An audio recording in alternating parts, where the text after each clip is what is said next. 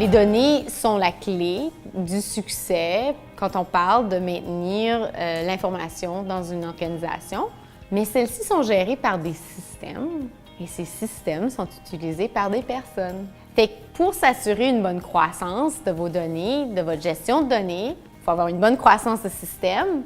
Il faut s'assurer que le côté humain, le côté personne, le côté saisie de données suivent également. La gestion du changement, c'est simplement ce qui oriente la façon qu'on va préparer, outiller, appuyer les personnes pour qu'elles réussissent à adopter le changement. Il y a vraiment 3 niveaux de gestion du changement.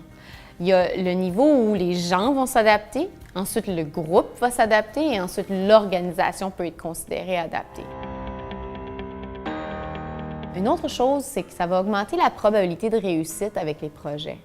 C'est pour ça que je pense que l'innovation de la gestion du changement est devenue de plus en plus fréquente. La plupart des projets incluent des personnes, donc on a une gestion de changement qui fonctionne tout au même titre qu'un gestionnaire de projet. Ensuite, ça réduit beaucoup les risques quand ça vient à la mission. Donc, la mission du projet est de faire une augmentation de la rentabilité en ayant une meilleure qualité de données.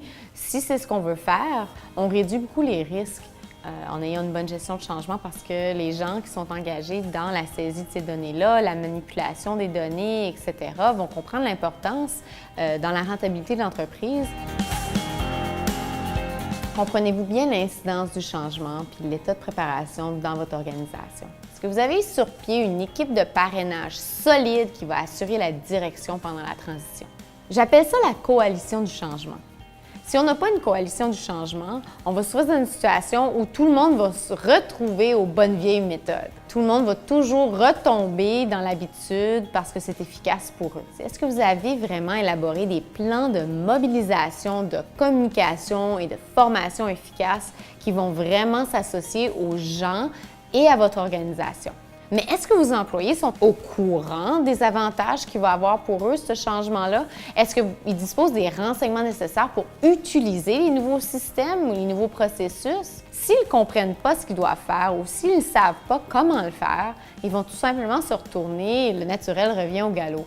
Est-ce que vous avez des stratégies ou les mesures de mise en œuvre qui vont favoriser l'adoption, mais non pas seulement l'adoption, mais la durabilité du changement? C'est une chose de convaincre tout le monde qu'il faut changer, mais c'est une autre chose de garder ce changement-là de façon répétitive et continuelle.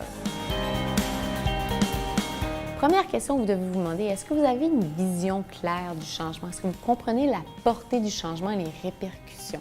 Si oui, vous avez déjà une bonne partie de la gestion du changement complétée.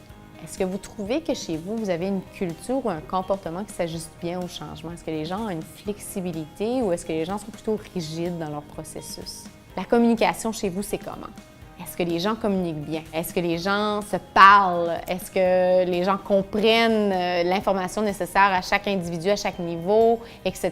S'il y a des problèmes de communication de façon générale, vous allez sans doute avoir quelques petits problèmes quand ça viendra à la gestion du changement. Est-ce que vous avez une belle collaboration avec toutes les équipes de projet et tous les responsables des initiatives qui apportent le changement? Est-ce que vous avez un réseau d'agents du changement chez vous?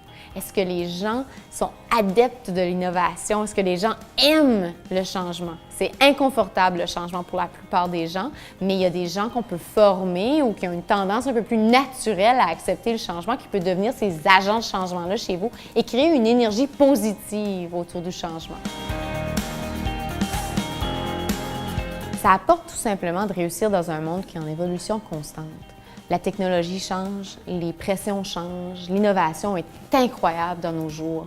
Fait qu'avec tout ça, il faut s'assurer d'être prêt à changer. Il faut être flexible. Avoir une bonne pratique de gestion du changement assure cette flexibilité-là et assure un changement quand même assez intégré à la culture de l'organisation.